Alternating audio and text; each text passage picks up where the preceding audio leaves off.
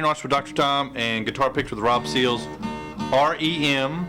Boxcars. All right, I picked obscure early R.E.M. because one of the bands I was in high school, our drummer was just impossibly hip and cool, and the rest of us were impossibly not. And Tim was a really fine drummer, but somehow he was into R.E.M. long before they broke.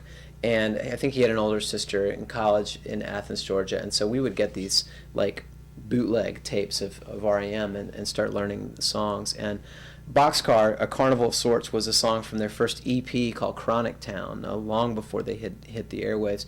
But one of the things that I loved about Pete Buck in the early days was all my guitar heroes to this point were just luminaries, and nothing coming out of my guitar really sounded like any of these people. I mean, you could learn the lick all you wanted, but it's just like learning a big word. It comes out of your mouth clanging when you're 13 years old.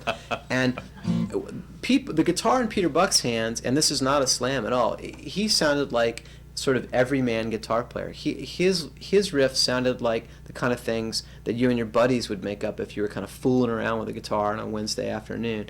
There was a simplicity and a directness and this jangling of open strings.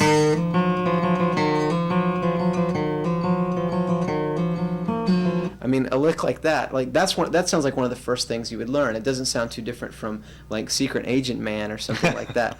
And so the idea that he could combine sort of an acoustic guitar sensibility with the jangly attitude, sort of a Byrds-like electric guitar, there was a real appeal to that. And for me, he was sort of an everyman guitar hero, and he was actually a guitar hero you could imagine yourself being.